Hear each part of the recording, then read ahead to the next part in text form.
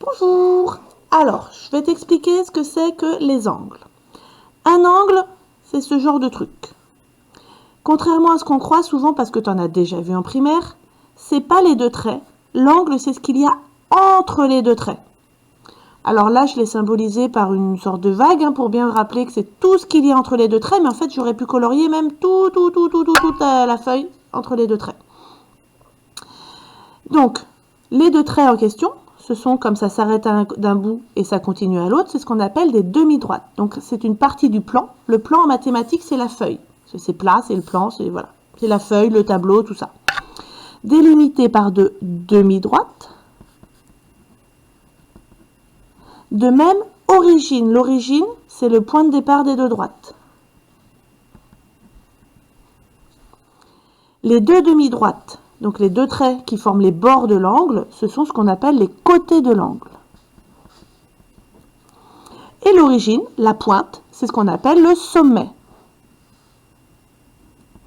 Donc ici, le point O, c'est le sommet de l'angle.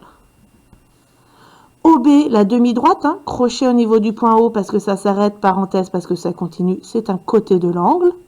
Et le deuxième côté, c'est OA, qui est aussi donc un côté de l'angle. Ça, c'était le vocabulaire de l'angle. Quand on veut nommer un angle, pour nommer, c'est qu'on dit avec les lettres. Tout comme la demi-droite, ici, son nom, c'est la demi-droite OB, parce qu'on dit les deux lettres qui la forment. Ici, l'angle, il faut toujours donner 3 lettres. Les 3 lettres, celle du milieu, ce sera toujours le sommet. Donc la lettre O, elle est au milieu. Ensuite, il faut prendre un point de chaque côté. Donc AOB par exemple, ou bien BOA. C'est les deux noms qu'on vont, c'est la même chose. Et pour ne pas confondre avec le triangle, pour dire que c'est un angle, on met un chapeau dessus, un gros accent circonflexe, voilà, pour dire c'est l'angle dont on parle et non pas le triangle. Alors, un peu d'autre vocabulaire qu'on va peu réutiliser en 6e, mais que c'est bien de s'en souvenir. Un angle qui mesure entre 0 et 90 degrés, donc un angle qui n'est pas très ouvert, comme celui de l'exemple au-dessus, c'est ce qu'on appelle un angle aigu.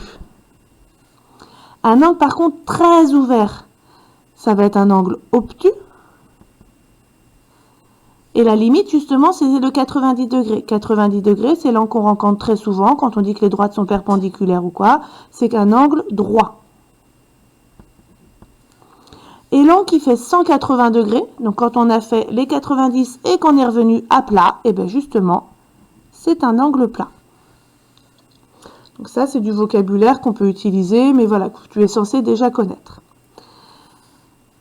De même manière qu'on code les segments, on peut mettre des codages au niveau des angles. Tu vois sur la figure qu'il y a un angle qui est codé par 2 arcs de cercle, et 2 angles qui sont codés de la même manière, un arc de cercle avec 2 traits dessus. S'il y a le même codage, ça veut dire que les 2 angles sont égaux. Donc ici, les angles qui sont égaux, c'est par exemple l'angle CAB, donc celui-ci. Et l'autre, on peut l'appeler par exemple CBA.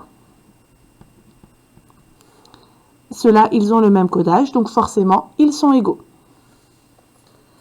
Alors, voici la feuille qui va te servir pour faire le premier exercice. Chaque angle qui est coloré, là, clairement, il va falloir le nommer. Nommer un angle, c'est en donnant les 3 lettres. Je te remontre sur le orange, et ensuite, je te laisserai faire.